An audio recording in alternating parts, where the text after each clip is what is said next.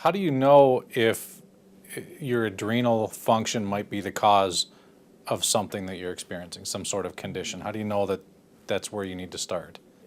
A lot of times, as a functional medicine practitioner, a functional nutrition practitioner, it's like on layering an onion with the patient. And so if you look at the history of where their symptoms began, it almost tells the story right then and there.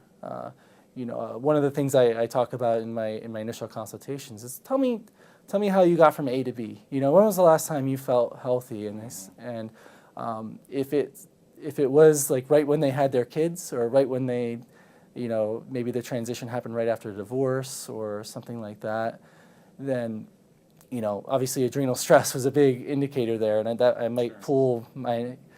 I'm going to lean more towards that end. So there's that side. So from a diagnostic standpoint, there's things to look at. What came first, because that's going to be the bigger driver.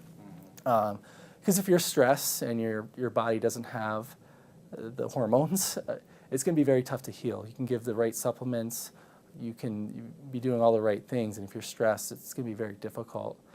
Your body's concerned about running away from the tiger. It's not worried about reproducing. It's not worried about healing your organs. It's not worried about scavenging for cancer cells and so forth. And so it can be, it has all these wide-reaching effects.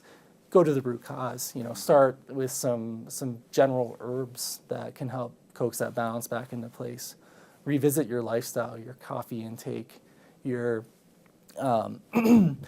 the sort of coffee in the morning and wine to wind down at night. That's a indicator of adrenal fatigue. We have a natural rhythm to our stress hormones, and when we get off of that rhythm, problems happen. You mentioned some herbs. What sort of things are you talking about that can help us? Yeah, so I'll speak generally because they all have some overlapping effects, and one may be better than the other in certain circumstances. But I can give a range of things. They're known generally as adaptogens, and these are herbs that help you to adapt to your environment. And they're interesting because they're very safe. They work in if you're in hyperdrive, they can help bring you down. If you're too low, they help bring you up. And so it has this general coaxing effect where you can get some natural energy without turning to coffee and getting that jittery high.